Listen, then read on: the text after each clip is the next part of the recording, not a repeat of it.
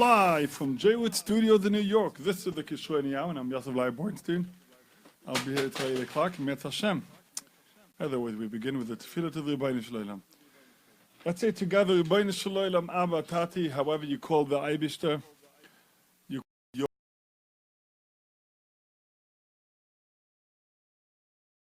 In any language. And we're going to say together, please give us tzlacha this hour the way you have always done. And Baruch Hashem, we had tremendous tzlacha in this show. Today we have a very, very chashuv, a special guest, Reb Leibish Langer. I'm sure you heard his name many times. And he is going to deliver some chizuk in the area of Emunah and related to the Parsha. Anyway, remember that I believe in you and I trust you. You're important and you'll succeed. We're going to do a kid report. We're going to do Yehuda.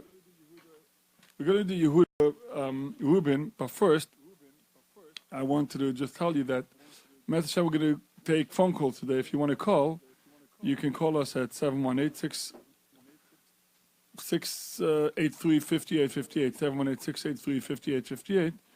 And if you want to send us a text, you can do so at 347-927-8398, 347-927-8398. If you want to tell us what's on your mind, you want to talk to Rabbi Langer, it's more than our pleasure to answer your phone calls. Moshe is right here. Nissim is right here. We have unbelievable people around here, the staff. So call in. We're ready to hear your call. Anyway, let's go to Yehuda Rubin. To the kids radio we go, to the junior reporter. We're going to start hopefully having more reporters soon, very soon. We're working on a big plan, Mitzvah Hashem. We will not accept phone calls, as we always say, till the junior reporters are finished. Anyway, as usual, we start with the story of the week. To the story of the week we go at the story station, standing by our veteran junior storyteller, Yehuda Rubin, with the story of the week. The title of this week's story is The Button. One evening, Ron Cutler walked into a hall and found a bacher named Rev Dev Lesser and asked him if he has a needle and a thread. The bacher was taken aback. Why does Rosh Yeshiva want a needle and thread? He asked. A button, responded Rosh Yeshiva. But a bacher could sew it on, said Rev Dev, meaning himself. Absolutely not, said the Rosh Yeshiva. If I can do it myself, I'll definitely not bend Torah to do such a thing for me. And then he did it himself. At the story station, that is Yehuda Rubin for the Kishroni on J Radio. Short and sweet, to the point. Excellent job, Yehuda, as usual. If you're a boy or girl between the age of 8 and 40 and you want to do a report, you can text us at 347-927-8398, 347-927-8398. We will be happy to take your telephone number and your name, and we'll call you back. I'll believe me, I do not reject you. What's our motto? No child is rejected and no child is refused. Anyway, here with us today is Rebbe Leibish Langer, with Rosh Yeshiva in Far Rockaway, and also a major storyteller and a chizuk giver. What else? Excuse me. And it's a very big tzchus for us, really. And let me say something too, Rebbe Langer. Not only, were you willing to come and give up your time, but the way you did it. I called so many people. People give me like this cold shoulder.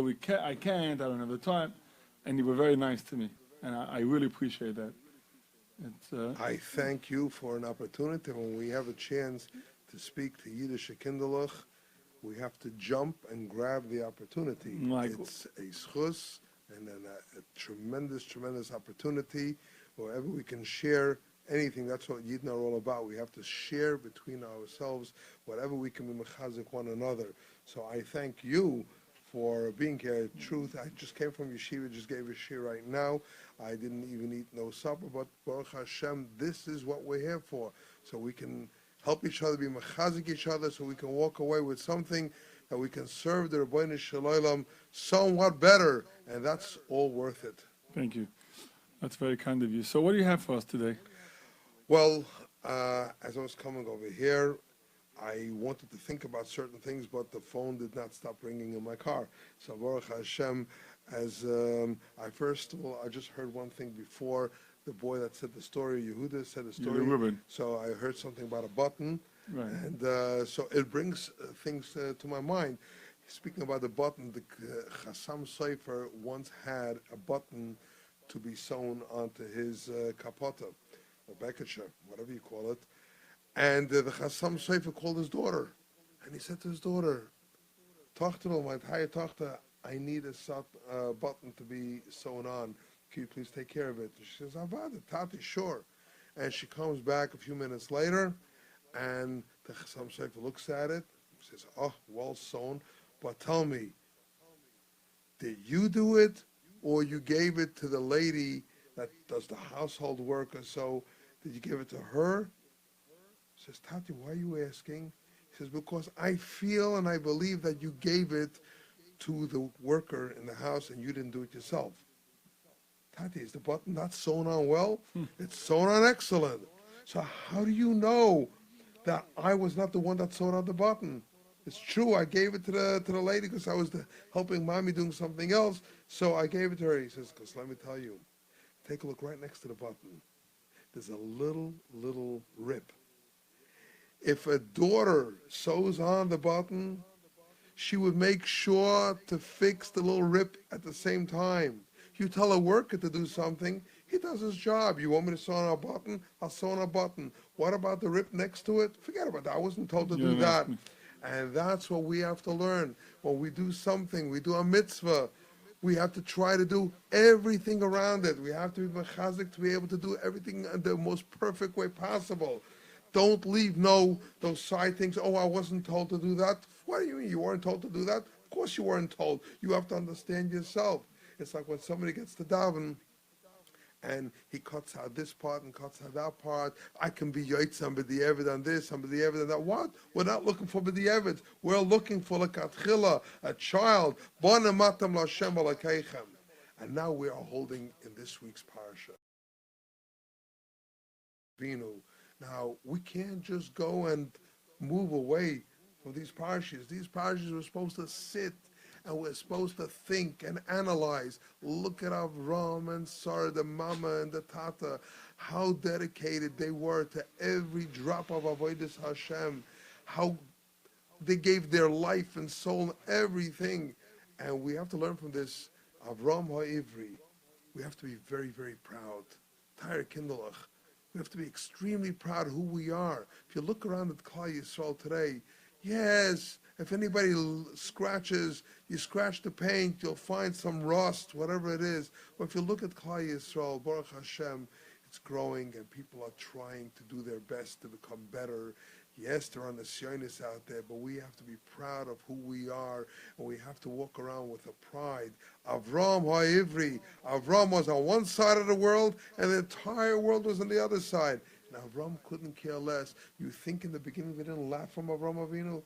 Avram Avinu, I'm sure, was at the beginning the laughing stock. He's standing up to Nimrod. Nimrod was a powerful king, and Avram says, no, you're wrong. All of you are wrong. And Avram Avinu was not embarrassed. He stood up for what he believed is right. And with that, Avram was able to overcome all the obstacles. I want to share a story. I said this over on Yom Tov, and I just said it over recently. I don't remember where. Baruch Hashem.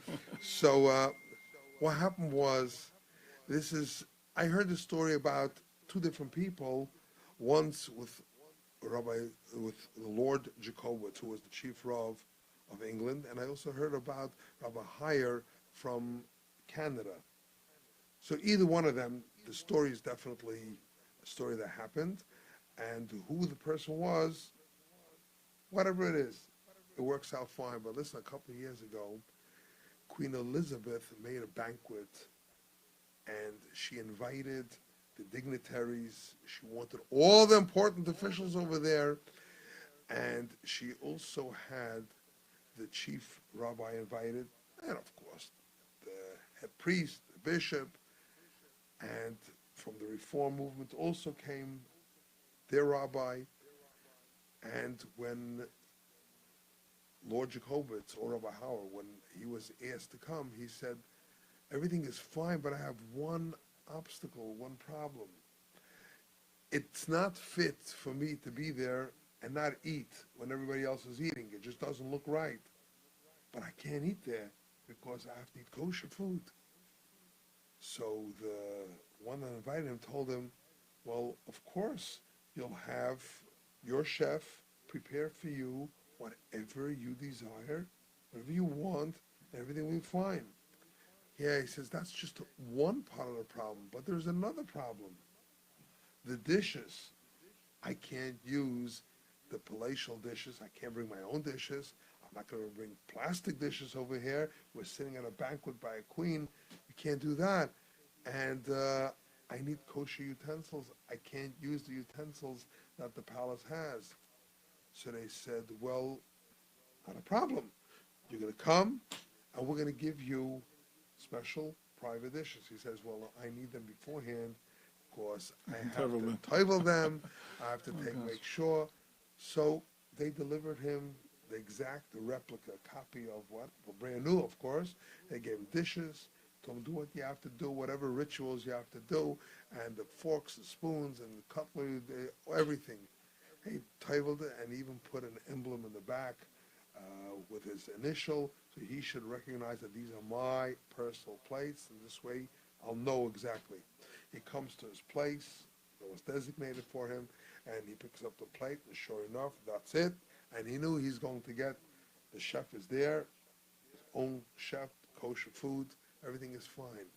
Everything was wonderful until, after the first course, Prince Charles gets up and he says, this is such a nice gathering, and what a shame, only a few people know each other. Wouldn't it be so nice if everybody gets to know each other?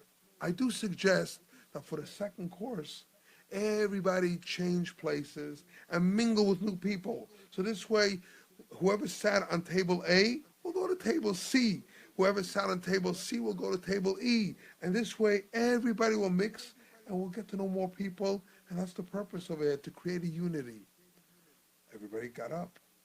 But the Rav had a problem. What do I do with my dishes now?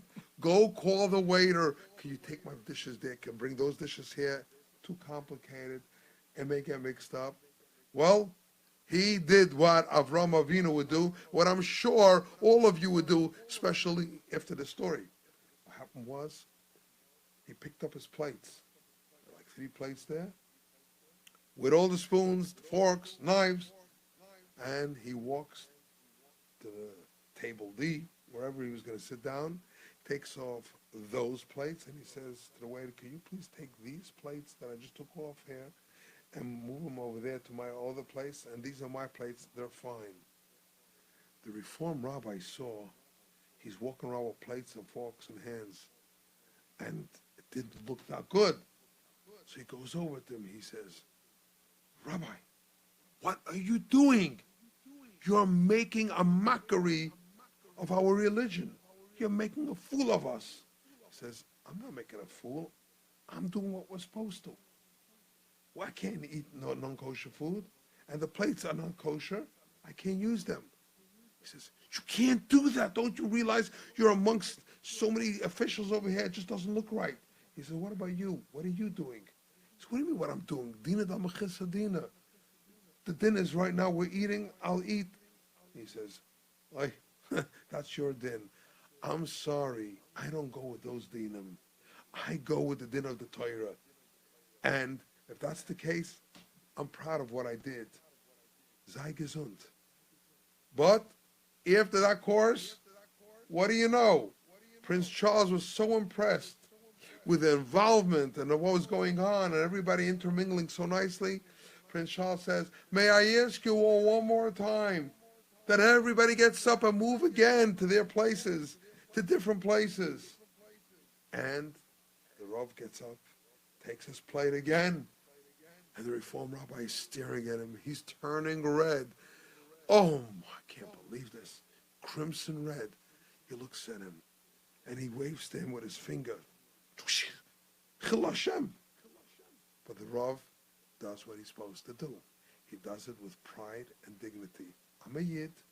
I have nothing to be embarrassed about my Torah. On the contrary, I could be proud of what I am and who I am and what we are, and I am going to go and walk away with these plates and cutlery. And he goes and he puts it down in the other place. And sure enough, after the whole meeting was over and everybody goes to say good night to the Queen, and Prince Charles standing right behind her, everybody walks by and humbly bows their head. And the Queen also says to everybody, have a pleasant evening. And as soon as the Rav walks by the Queen, Prince Charles stops him and he says, are you the rabbi, chief rabbi of the Jews? He says, yes, I am. He says, can you explain to me, why were you walking around with those plates and cutlery? And he says, of course I'll explain it to you, because I eat kosher. I had my own food, was arranged, and my plates have my initial on the bottom to know that they're kosher plates. He says, I didn't know that the plates have to be kosher. I know about kosher food. He says, yes, if you want more information, I'll be more than glad to sit down with you at any time. And Prince Charles starts speaking to him. He says, I'm so impressed with your behavior. In front of everybody, you stood up for your values. You know, that really, really means so much. Wow. I'm so proud. And all of a sudden, the Reform Rabbi saw that he's having so much honor, and he decided, hey, 1 second, I think I belong here too. And the Reform Rabbi squeezes in, and he tells Prince Charles, I'd like to introduce myself. I am the chief rabbi of the Reform Jews. And he says, you're a rabbi? He says, yes. Can I ask you a question? Certainly. Why were you not walking around with the plates if you're a rabbi? He says, I'm concerned about that. You don't have to answer, because if you weren't walking around with the plates, I don't know what kind of rabbi you are. And the Rav looks at him. I'm making a mockery of the Jews? Look what Kiddush Hashem came about. When you stand up proudly and you portray yourself as a Yid, you have no shame, no busha, you have nothing to be ashamed of, then you can be very proud and everybody else will be proud of you. Can I say another story that I remind myself right now? I remind myself on Shavuos, I said this story in the Raleigh Hotel. I'm in the Raleigh Hotel for Yom Tovim. Call it the Speaker of the House. So I'm there for the Yom Tovim. And I said this over on Shavuos. I figured for Kabbalah Satira, this is something very, very apropos. We have to know, we have to be makabel upon ourselves. And one of the biggest things that people are embarrassed about is in today's days, oh, I have to hide myself. We're not Maranos. We're proud Yidden. And after I said this story, a old man in a wheelchair called me over by the Suda. He asked, can I speak to you? And I said, oh, certainly. I sit down, and he tells me, my name is Rabbi Adams. Okay, Rabbi Adams, where are you from? He says, I'm from Connecticut. Connecticut, okay.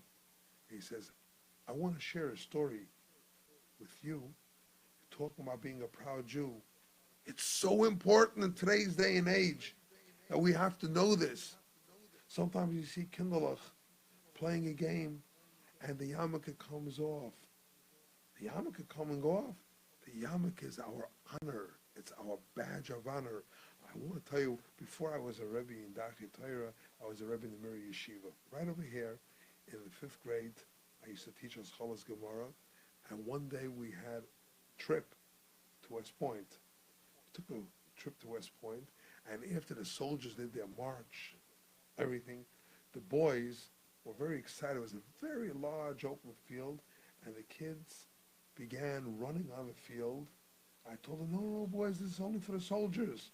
And the kids had frisbees, and they threw it to the soldiers. They were after the march, and the soldiers threw it back at them. They were having a game, and the general said, these boys don't belong over here. So I said, I'm sorry.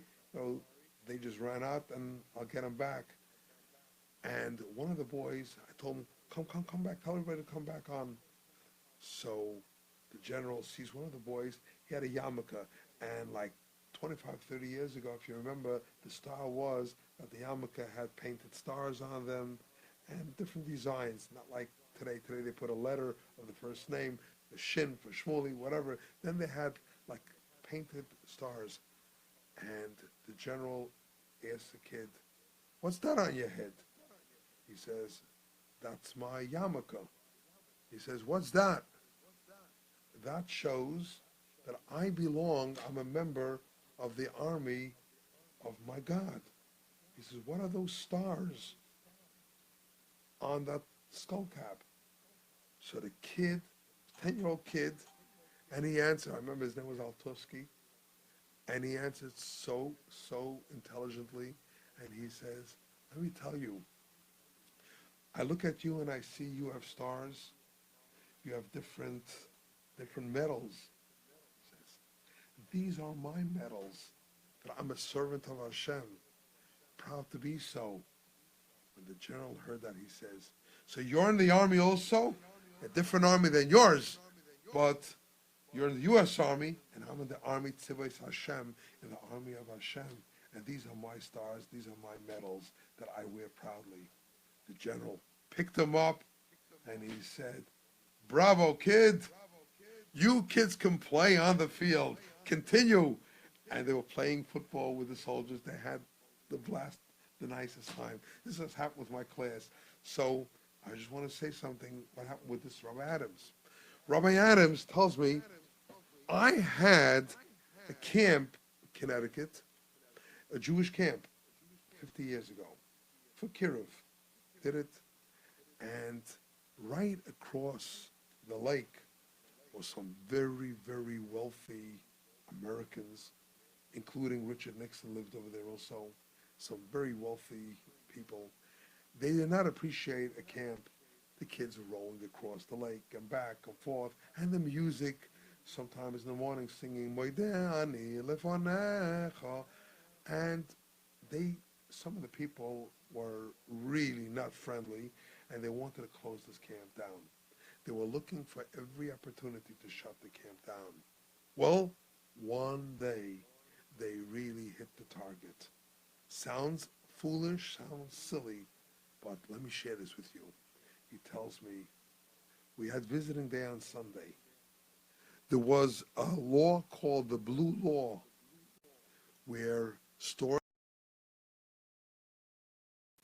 closed on Sunday. You would get a fine if you wanted to open on Shabbos. If you open on Sunday, you surely would get a fine. And we know many, many people that kept their stores closed on Shabbos, and they got their fine on Sunday, and they did it, and they would go down to court and fight it. It says it's freedom of religion, and Shabbos is my day of rest. And sure enough, they came down on visiting day, and they arrested him. The sheriffs came down, and they put handcuffs on him. He says, "What crime did I do?" Violation of the Blue Law. It is Sunday today. You are not allowed to have a visiting day today where all the cars coming up over here and we're taking you in. So one of the parents comes over to me, he says, "I'm a lawyer. I'm just telling you, you have nothing to worry about. They're going to give you a fine of about $10 to $20, and that's it. They'll leave you alone." Well, he was shocked, he tells me. He says, "They put me in the prison, and then they took me to court. The next day, I had to go to court." What happened in court? The prosecutor called for either a $10,000 fine. 50 years ago, you know how much that money was? $10,000 fine or 1 year imprisonment. I didn't even bring a lawyer with me because I figured I'll pay the $10, $20, forget the whole thing, and get on, move on, do what I have to do. I was shocked. I was startled. They told me to walk out of the courtroom, and they're going to come to a decision what the final verdict will be. I walked out of the courtroom, but then, this is 50 years ago, he walked into the courtroom with his yarmulke. You have to take off your hat, but not a yarmulke. But 50 years ago, people did that. In Connecticut, for sure. Well, he walked out with his yarmulke, and he was startled. He didn't know, what am I going to do next? What's going to happen? I'm going to sit a year in prison? I'm going to pay $10,000. Where am I going to get $10,000 from? It's a fortune. And just then, he feels a tap on his shoulder. Somebody walks over to him. He says, hello, sir? I see you look very distressed. Can I help you in any way? And he says, no, I have a problem. Could you share your problem with me? I would like to help you. He says, I don't think you can help me out of my predicament. There's nothing you can do for me. He says, well, listen, my name is Judge Mirillis. I'm a judge here for 35 years in this court. I think if it has any court-related problems, I could help you out. So why don't you share your problem with me, and we'll see, maybe I could do something if it's court-related. He says, court-related? I have a camp. I had visiting day on a Sunday, and they call it the violation of the blue law because I wasn't allowed to make a visiting day on Sunday. Only on Shabbos, which we can't have of Chil Shabbos. Even though most of these children, their parents are not Shomer Shabbos, but I was not going to have a visiting day on Shabbos. So I did the Sunday. I didn't know it's a violation of the blue law, and it's too bad anyway. So I thought they're going to give me a fine, $10, $20, $10,000. They want to fine me, or a year imprisonment. Am I a criminal? What did I do? I'm running a camp. And he smiles, and Judge Barilla says to him, what's your name? He says, my name is Rabbi Adams. He says, Rabbi Adams, rest assured, everything will be fine. I'll take care of it. Wait over here. He says, where are you going? He says, I'm going to the courtroom. Judge Marillis walked over to the prosecutor. He tells the prosecutor, who was a young prosecutor, he said, I want you to know that if you are going to find him guilty and you're going to press charges on him, you're never going to win a case when I will be the presiding judge. You're going to lose, and you're going to be a lousy prosecutor, and there will go your job with it. He says, you hand me over the files, and we will rid these files from the court and forget about it, and then we're back friends. If not, remember, you'll never see the end of me. The prosecutor was really, really intimidated, and he says, so what do you want me to do? Give you the files? He says, yes, exactly. Why are you pressing charges on an innocent person? You know good and well he doesn't deserve this. He says, well, I'm just trying to do my job somehow or another, but here are the files. He took it, and he says, fine, I'm taking these files. He walked out of the courtroom, and he says, Rabbi Adams, here are your files. You need not worry about it. This was a false accusation about you, and there's no reason for the blue law to be dealt in such a way with you. It's over and gone. You may go home, continue to do what you're doing. And he says to him, can I ask you one question? Have you ever seen me? Did you ever meet me? Never. He says, can I ask you one other question? So why in the world did you come over to me and try to help me out? You do this to people? He says, it's the first time I'm doing this. Because it's the first time I see a person walking out of the courtroom proudly with his yarmulke fixed to his head. He says, I see you're a proud Jew, even though I'm Jewish, and I don't know anything about Judaism, but one thing I see, a proud Jew, I respect it, I honor it, and I figure I'm going to help you in your stressful situation. And he was exonerated. He was totally wiped away with his problem, and that was over. So he had a lesson Der Kinderlach, you go proudly. The girls, you dress proudly as with the tznias that a Yiddish girl is supposed to wear. People will respect you for it, even though we live in a very, very decrepit society where there's so many people that are not fit to be around us. Unfortunately, they're living such a low, in such a decadent society.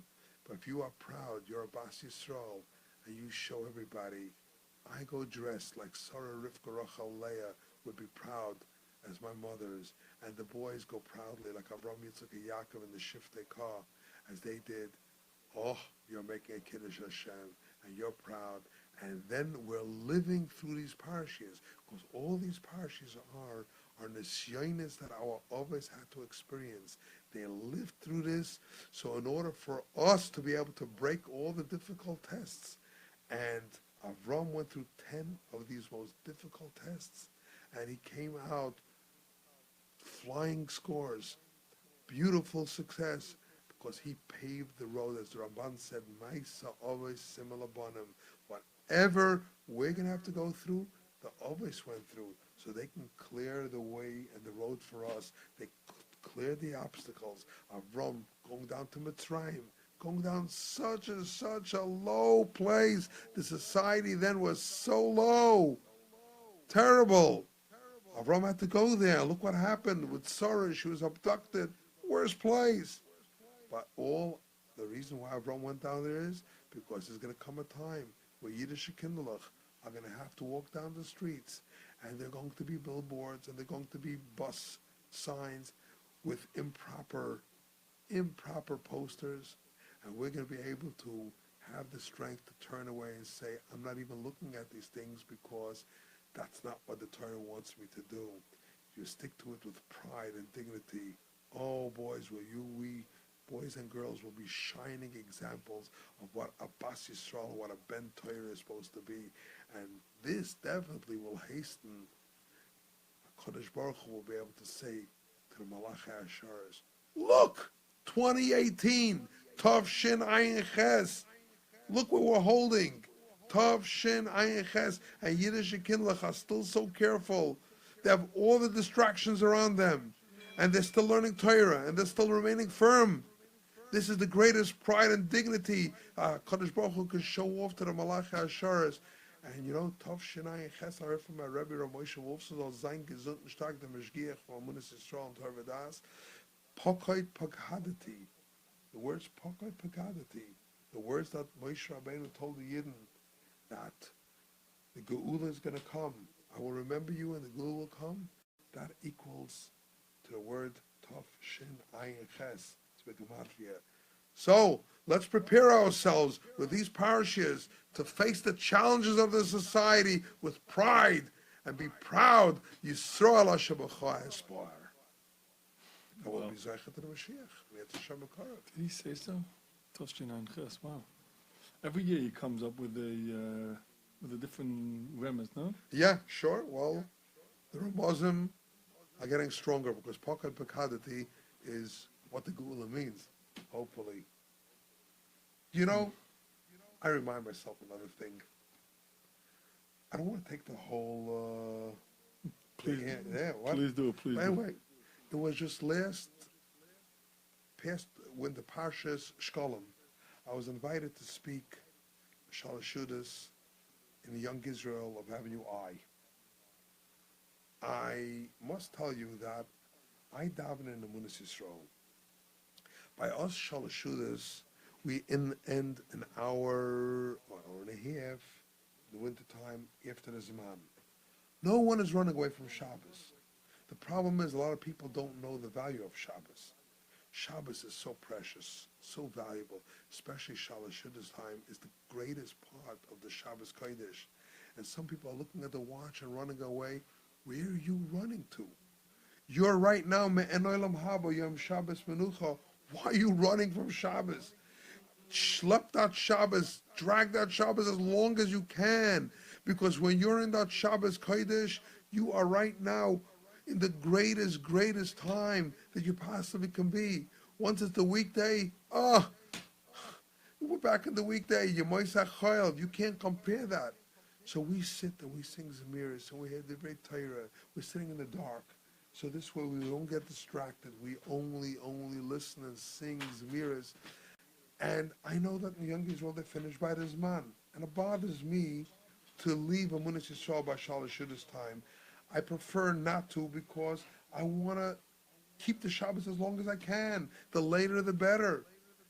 So I had to make a decision.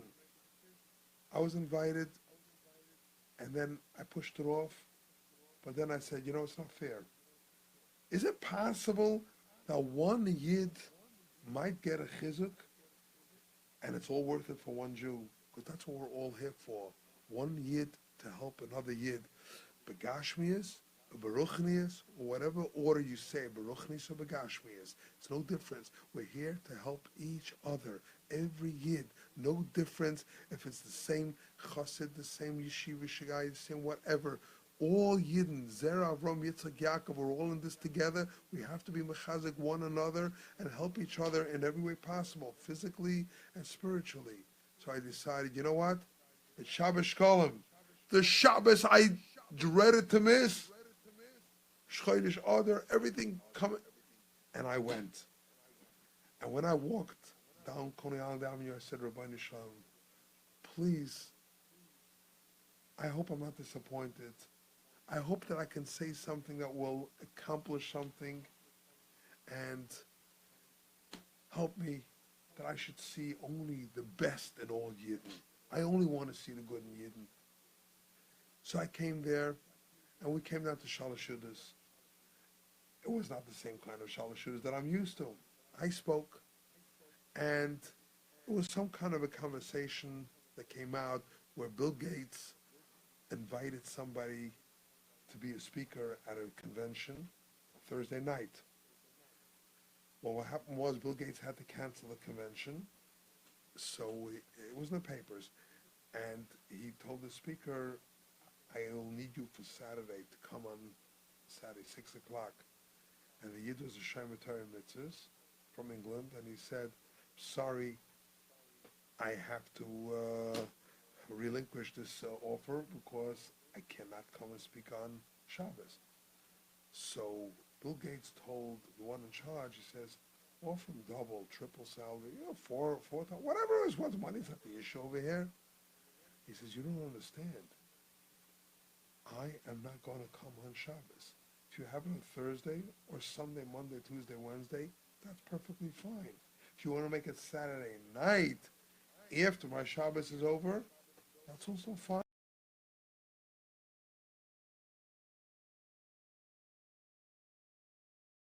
Shabbos, it's the middle of Shabbos, nothing to talk about. Can never make it there. Even for the amount of money, what's your price? He says, there is no price. Shabbos is the price. He was so mesmerized, Bill Gates, and he says, you know what? I'm canceling my plans and we'll make it shift it back to Thursday. We'll have him come on Thursday. And he said, I never realized that there are really people over here that are willing to sacrifice any amount of money for values.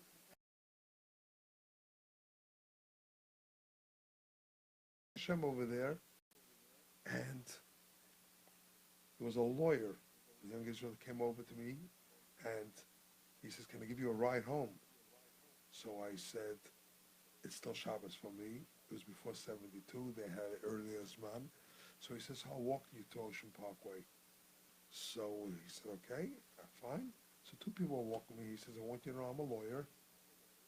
Monday morning is going to be a very, very shocking experience in the law firm because I'm coming in with a yarmulke. He says, you are? He says, yes, I'm going to be a proud Jew. I heard what you said, and that's exactly what I'm going to do. I said, Rabbi Shalom, thank you. This was worth everything. But before I left the young Israel, they introduced me to an old man. It's an old man, I forgot his name, I have it written down somewhere. He was about 92, 93. He was a war veteran. He fought in Japan, in the U.S. Army. And he was saying Tillim. He didn't come down to Shalashis because he couldn't walk down to the basement, but he was there saying Tillim. And I was listening to him say Tillim. I saw that his Ivra was not really professional. So they tell him, you want to tell him your story in the army? He's talking about proud Jews. You're a proud Jew. You're a proud Jew. You're a perfect example that we want to use. And I was wondering what's he going to tell me. And he says, listen, I was drafted to the U.S. Army. I didn't go to yeshiva. I know Ivris somewhat, but not too well. Well, here I am. I want you to know when I was drafted to the Army, I was shipped off to Japan to fight over there, Philippines. And what do you know? They served non-kosher food. I said, excuse me, I'm Jewish, I'm Orthodox. I don't know much about my religion. I didn't go to yeshiva, but I'm not going to violate and not eat kosher food. I need kosher food. So they sent me to the chaplain. The chaplain was a Reformed rabbi. And he says, sir, you're in the U.S. Army, and kosher foods, we have lettuce for you and potatoes. He says, I can't live on lettuce and potatoes for the rest of the time over here. I need some supplement. I need some fish or chicken or something. He says, you're dreaming, sir.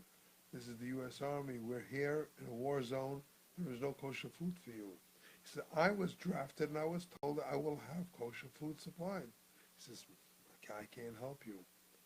So normally, you give up after a while. It's going to go a week or two, and he's living on vegetables. But he started feeling weaker. He needed some protein. So he decided to do something which is a little embarrassing. He went over to Catholic chaplain, and he said, are you out to help people of only your religion? Or as a chaplain, you'll do something for people from another religion as well? He says, whatever I can help you with, I'll do it. But there's a Jewish chaplain. He says, well, he was unable to help me. I'm curious to see how hard he tried. I wonder, is it possible for you to get me some kosher food? Because I can't keep on going on like this over here.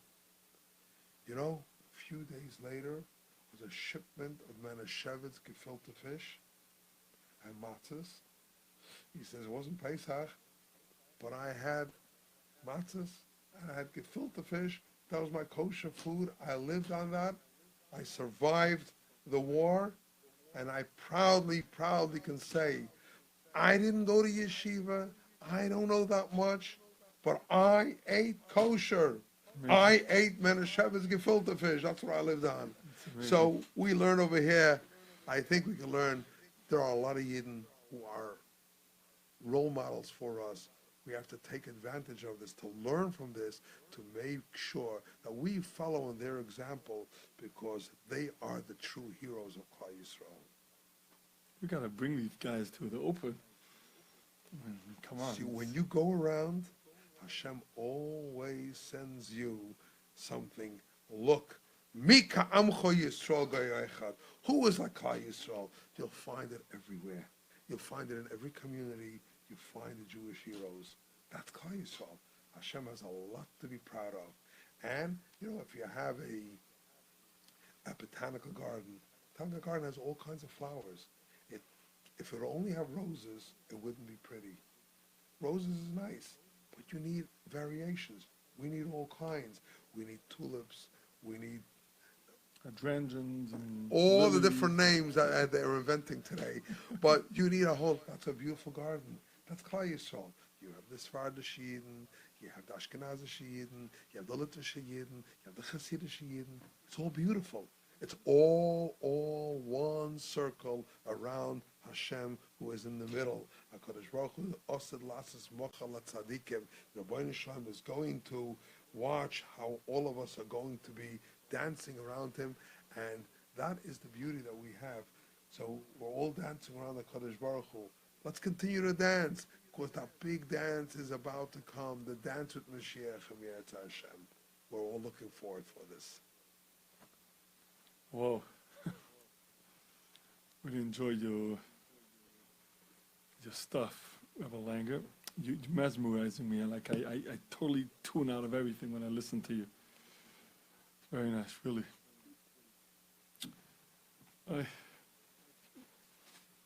People want to know all the time when we becoming more available to others, and all the time we get these questions. We're going to be available. So let's see. Right now we can call on, and we can listen on the apps, and of course we can always hear the shows on our archives. So go to the Kishroni Hour or Bornstein, punch in those names, and we'll put in a date, Thursday, 7 to 8, and you'll have everything. Amazing. The nisyonos that Avram the Avos had, they oisketoit naveg. They created a path for us. Yes, they worked their way. Right. They made it for us. We are able to conquer our nisyonos because of the Avos. They broke the way through for us. Yes, definitely. There's a lot more. Speaking about yarmulkes, you know why I speak about yarmulkes today? Because I saw a kid playing football, and I asked him, "You lost your yarmulke?" He said, "No, I didn't. It's in my pocket." So I said, "So why aren't you wearing it?" He says, "Because it falls off." He says, "So why don't you just put a bobby pin or something? You have a badge of honor. It's your yarmulke. Hashem didn't give it to anybody else. It's ours. It's for us. Wear it with pride. Be proud." I remind myself a story. I was in Venice. I had to speak over there in the Portuguese shul. I was invited over there, Baruch Hashem. And this is 11 years ago. On Sunday, I didn't want to go with the tourists because they were going to go to different places that were, I didn't want to have to go to no churches or anything. So I went to a certain place called St. Mark's Piazza. It's a big open place, and I went there for a very, very different reason. In the year 1544, I believe, on Shabbos, the Venetians came in, the police came into the house of the Jews. They took out all the Svarim, the Gemaras, whatever they had, and they made a big fire. The Pope had ordered that they burn a Sreifas HaTalmud, similar to what happened in Paris in 1242. This is the same, very similar thing happened later. In 1544. And where did they burn it? Right there, by St. Mark's Piazza. And I had a job to do. I'm in Venice. I'm here. I'm going to do something. I came with a Bava Metzia Gemara, and I was teaching Hamafka that year. I said, I'm preparing over here. I'm sitting right over here for 2 hours. You burnt the Gemara? Ha! Look at that, a few hundred years later. And here's Leibish Langer teaching this, and I'm preparing it right over here. It was the most sensational feeling that I was able to feel in a long time. That I'm preparing Shir over here. Al apam ve'al chamosam. Let them know. You think you can go and put out the light. So what happened was look how many thousands of pages are being learned. But what was very funny was there was a young couple sitting over there, and he was drinking beer. I recognized right away that this is a Jewish couple because the wife was wearing a sheitel, but he was wearing a baseball cap backwards. And that's a U.S. custom. That's not usually what you see in Europe. So I went over to him and I said, Shalom Aleichem, fellow Jews. So he asked, how do you know I'm Jewish? I said, because you're wearing your baseball cap backwards. So he started laughing. He said, a lot of people do that. I said, no, don't worry. I can tell on you that you're a Jew. I told him, I see you having a good time over here. You're drinking some beer. Do you know over here was a Sreifas HaTalmud where you're sitting, Goyim were watching how they were burning our Torah, and they were having a wonderful, gleeful experience over here on that Shabbos. I came over here to prepare a piece of Gemara. You want to learn with me a little? So he says, they burnt the Gemara over here? I said, yes. So it was so nice. He took the bottle of beer, spilled it out, tossed it in a garbage can. He says, Hashem, forgive me, I did not know this. I would never drink over here. He says to his wife, let's get out of this place. I don't want to be over here. I said, you could be here and learn over here. He said, almost my wife. So I said, okay, I understand, but that's what he is. He took a pride. They burnt the Talmud over here.